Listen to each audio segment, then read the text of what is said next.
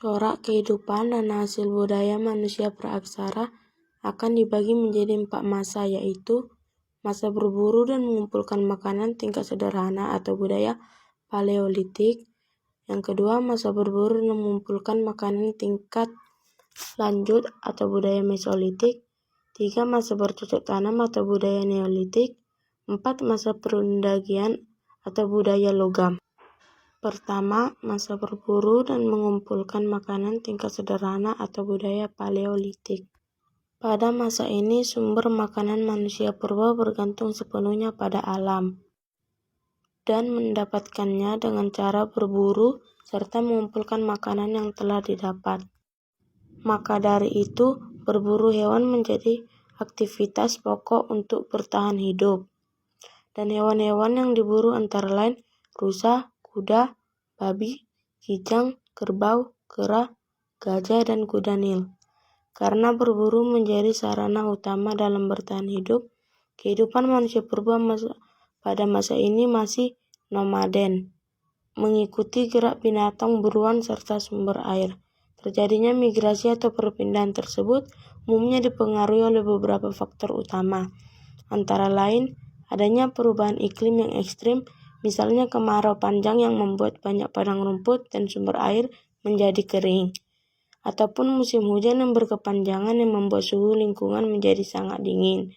Kemudian ada bencana alam serta ancaman dari hewan karnivora. Sementara itu, manusia purba tersebut tinggal di kawasan yang berupa padang rumput, dengan semak belukar dan hutan kecil di sekitarnya yang dekat dengan sumber air, danau, dan juga rawa. Makanan mereka berupa daging dan tumbuh-tumbuhan yang dimakan secara mentah-mentah. Selain itu, mereka hidup dalam kelompok-kelompok kecil yang dipimpin oleh satu orang. Di antara laki-laki dalam kelompok itu dipilih semacam pemimpin dengan status primus inter parus. Ia biasanya kuat secara fisik maupun membaca tanda-tanda alam, serta memiliki kemampuan komunikasi yang lebih baik dibandingkan yang lain. Interaksi antara anggota kelompok saat berburu menimbulkan sistem komunikasi dalam bentuk bunyi mulut, yakni dalam bentuk kata-kata atau gerakan badan atau bahasa isyarat yang sederhana. Hasil budaya yang pertama adalah kapak perimbas. Kapak perimbas adalah sejenis kapak yang digenggam yang berbentuk masif. Teknik pembuatannya pada umumnya masih kasar dan tidak mengalami perubahan dalam waktu yang lumayan panjang.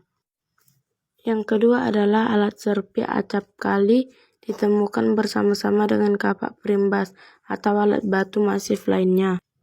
Di beberapa tempat alat serpi merupakan unsur dominan dan kadang alat ini merupakan unsur pokoknya. Yang ketiga, alat tulang.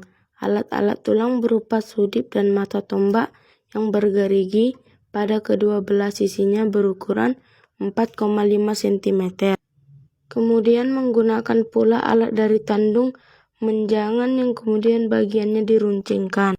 Masa berburu dan mengumpulkan makanan tingkat lanjut budaya Mesoolitik. Corak kehidupan mereka tetap sama dengan masa sebelumnya, yaitu berburu dan mengumpulkan makanan dari alam. Bedanya, selain alat-alat dari batu, mereka mampu membuat alat-alat dari tulang dan kulit kerang. Mereka mengenal pembagian kerja, laki-laki pergi berburu sedangkan perempuan mengumpulkan makanan berupa tumbuhan dan hewan kecil, kemudian memasak untuk melihat api dan membimbing anak-anaknya.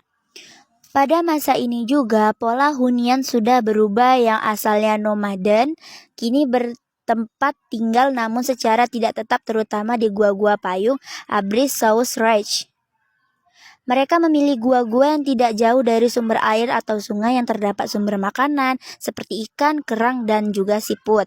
Mereka akan berpindah kalau sumber-sumber makanan di sekitar gua tidak mencukupi lagi. Dan selama bertempat tinggal di gua, selain mengerjakan alat-alat, mereka mulai mengenal tradisi melukis di dinding gua atau dinding karang. Kemudian, selain mereka melukis, pada masa ini pula, untuk pertama kalinya manusia purba menemukan api. Budaya. Alat serpih bilah. Teknik pembuatan alat serpih bilah pada masa ini melanjutkan teknik pada masa sebelumnya. Tetapi bentuk alat-alatnya tampak lebih maju dan berbagai corak untuk bermacam-macam kegunaan. Alat tulang. Alat tulang ditemukan pada masa ini memiliki dua macam sudip tulang dan semacam belati yang dibuat dari tanduk. Kampak genggam Sumatera. Kampak genggam Sumatera ini dibentuk lonjong yang dikerjakan hanya pada satu sisi saja. Bentuk kepercayaan. Selain menggambarkan keadaan sosial ekonomi, lukisan di dinding gua atau di dinding karang juga menggambarkan sudah adanya kepercayaan pada masa ini. Menurut Robert dan Galis, lukisan gua bertalian dengan upacara penghormatan nenek moyang, upacara kesuburan, inisiasi, dan mungkin juga keperluan ilmu dukun untuk menerima hujan dan kesuburan atau memperingati kejadian hal penting lainnya. Para ahli juga meyakinkan kebiasaan ini merupakan bentuk kepercayaan awal manusia purba tentang adanya kehidupan setelah mati, yaitu berupa roh orang yang telah meninggal, karena ada jasad dan rohnya patut mendapatkan penghormatan atau pemujaan. Masa bercocok tanam atau budaya Neolitik. Pada masa ini sudah mengenal kegiatan bercocok tanam yang dilakukan dengan menebang dan membakar pohon-pohon dan semak belukar, sehingga terciptalah ladang-ladang yang memberikan hasil-hasil pertanian untuk kebutuhan protein hewani. Berburu dan menangkap ikan masih dilakukan. Selain bercocok tanam yang menghasilkan kebutuhan pokok, pada masa ini sudah mengenal cara beternak. Adapun jenis hewan yang diternak diantaranya ayam, kerbau, anjing, dan babi.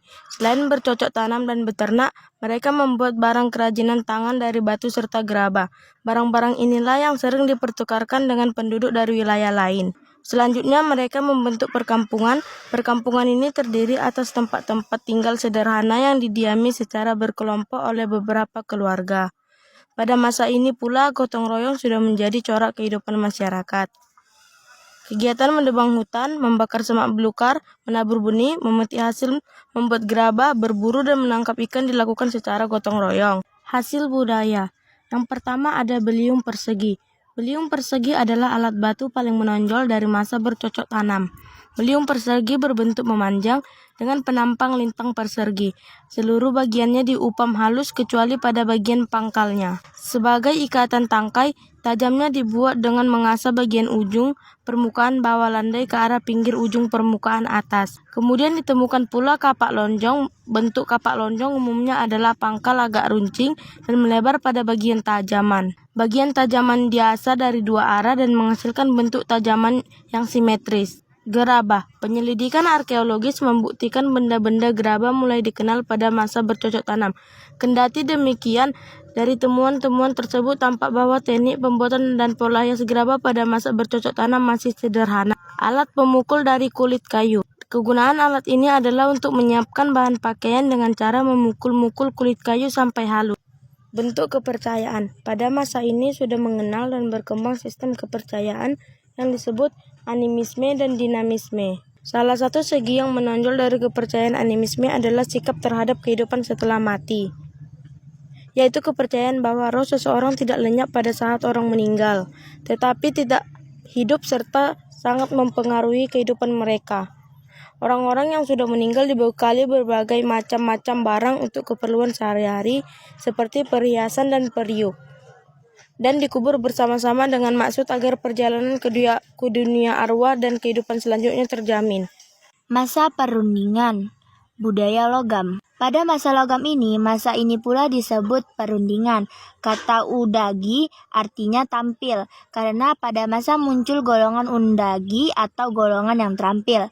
Dalam arti khusus, golongan undagi mengacu pada orang-orang yang ahli dalam membuat alat-alat dari logam. Oleh karena itu, dikenalnya logam menandai awal masa perundingan. Pembuatan alat-alat untuk menunjang dan mempermudah aktivitas dan kerja sehari-hari tidak lepas dari perkembangan otak manusia. Jadi alat-alat pada masa ini sudah maju dibandingkan masa-masa sebelumnya. Kemudian dalam tata kehidupan pada masa ini sudah teratur dan berburu binatang liar masih tetap dilakukan. Selain untuk menambah mata pencarian, perburuan dimaksudkan untuk menunjukkan tingkat keberanian dan kegagahan dalam lingkungan masyarakat. Perburuan dilakukan dengan menggunakan tombak, panah, dan